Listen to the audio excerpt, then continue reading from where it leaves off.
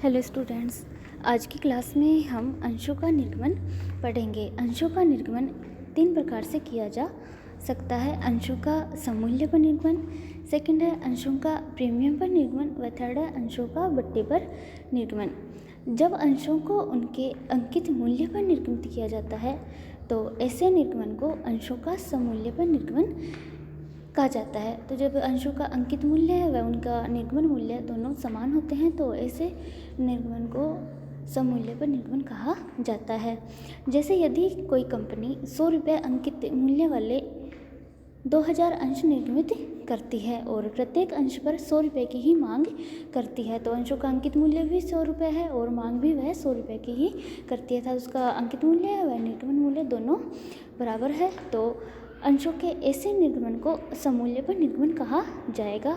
और इस स्थिति में कंपनी को 2 लाख रुपए के अंशों के लिए 2 लाख रुपए ही प्राप्त होंगे, क्योंकि एक अंश 100 रुपये का है और कुल 2000 अंशों का निर्गमन कर रही है कंपनी, तो इस प्रकार उन्हें टोटल 2 लाख रुपये प्राप्त होंगे और उनका निर्गमन मूल्य भी 100 रुपये है, तो 2 लाख रुपये के अंशों के लिए 2 लाख रुपये ही प्राप्त हो रहे हैं। तो ऐसा निर्गमन अंशों का सममूल्य पर निर्गमन कहलाएगा। सेकेंड है अंशों का प्रीमियम पर निर्गमन।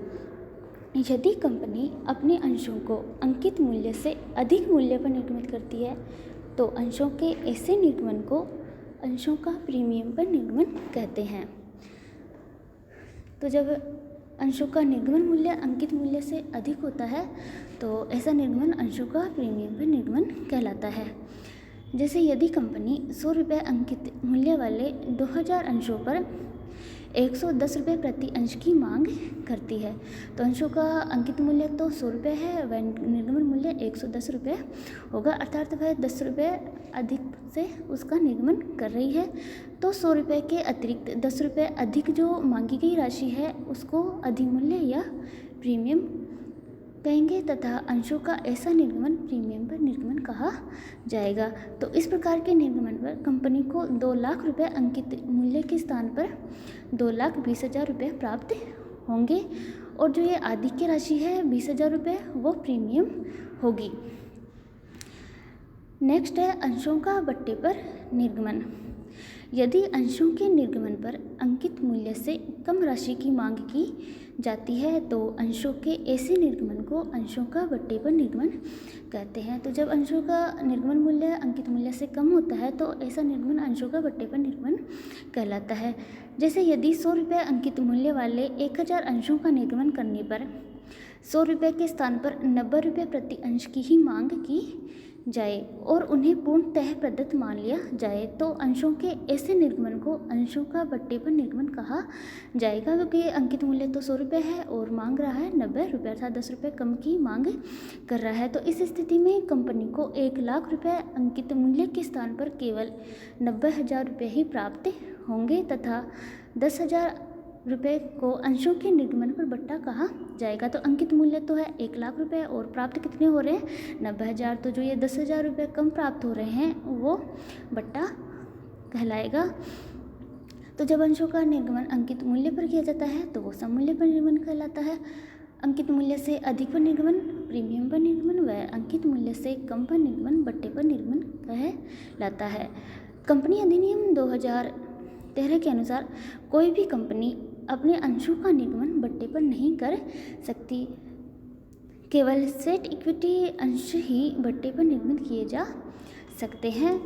सेट इक्विटी अंश वो अंश होते हैं जो कंपनी के कर्मचारियों या संचालकों को उनकी दी गई सेवा अर्थात तकनीकी जानकारी के बदले रोकड़ के अलावा दिए जाते हैं। तो इस प्रकार कंपनी अधिनियम के अनुसार अंशों का निर्गमन केवल 2 प्रकार से किया जा सकता है, सममूल्य पर निर्गमन व प्रीमियम पर निर्गमन। जब अंशों का निर्गमन बट्टे पर किया जाता है तो केवल स्वेट इक्विटी अंशों का निर्गमन ही बट्टे पर किया जाएगा। तो जब अंशों के निर्गमन की विभिन्न परिस्थितियों के अनुसार अर्थात अंशों का निर्गमन करने पर क्या एंट्रीज होगी उसको हम पढ़ेंगे। अंशों पर एक साथ पूर्ण भुगतान किए जाने पर क्या एंट्री होगी। तो यदि अंशों को अंकित मूल्य पर निर्गमित किया जाता है और संपूर्ण अंकित मूल्य एक साथ आवेदन पत्र के साथ ही देय होता है तो ऐसे अंशों को एक मुश्त देय अंश कहते हैं। और ऐसी स्थिति होने पर क्या एंट्री होगी। तो जब आवेदन पत्र के साथ जब राशि प्राप्त होती है तो उसके लिए जो एंट्री होगी वो बैंक अकाउंट या to equity share application and allotment account, अर्थात संपूर्ण राशि आवेदन के समय ही मांग ली गई है। और आवेदित अंशों का आवंटन करने पर जो एंट्री होगी वो equity share application and allotment account DR to share capital account होगा। तो अगर ये अंशों का निर्माण अगर हम इक्विटी का कर रहे हैं तो इक्विटी शेयर हो जाएगा, और अगर प्रेफरेंस का कर रहे हैं तो प्रेफरेंस शेयर हो जाएगा। अब नेक्स्ट है अंशों का किस्तों में भुगतान देय होने पर क्या प्रविष्टियाँ होगी। तो सामान्यतः सार्वजनिक कंपनियां निश्चित समयांतरों पर किस्तों में भुगतान किए जाने वाले अंश ही निर्गमित करती है। ऐसे अंश का संपूर्ण मूल्य कुछ पूर्व निश्चित किस्तों में देय होता है, अतः ऐसे अंशों को किस्तों में भुगतान किए जाने वाले अंश कहते हैं। यदि अंशों का अंकित मूल्य अधिक नहीं है तो साधारणतः संपूर्ण मूल्य 3 किस्तों जो कि आवेदन, आवंटन तथा एक मांग पर देय होता है। आवेदन पत्र के समय देय राशि को आवेदन राशि एप्लीकेशन मनी, आवंटन पर देय राशि को आवंटन राशि अलॉटमेंट मनी तथा मांग के साथ देय राशि को मांग राशि कॉल्स मनी कहते हैं। यदि अंशों का अंकित मूल्य अधिक होता है तो अंकित मूल्य अधिक होने पर आवेदन तथा आवंटन राशियों के अलावा शेष देय राशि को 2 या 3 भागों में बांट दिया जाता है, जिसे प्रथम मांग, द्वितीय मांग या तृतीय मांग कहते हैं। तो अंशों की किस्तों पर निर्गमित करने पर जो एंट्री होती है, जब आवेदन पत्र के साथ राशि प्राप्त होती है तो उसके लिए जो एंट्री होगी वो बैंक अकाउंट या टू शेयर एप्लीकेशन अकाउंट होगा। और जब अंशों का आवंटन अलॉटमेंट किया जाता है तो अलॉटमेंट के समय जो एंट्री होती है, अलॉटमेंट में आवेदन राशि को अंश पूंजी खाते में अंतरित करने पर, तो आवेदन के समय प्राप्त राशि के लिए share application account DR to share capital account होगा।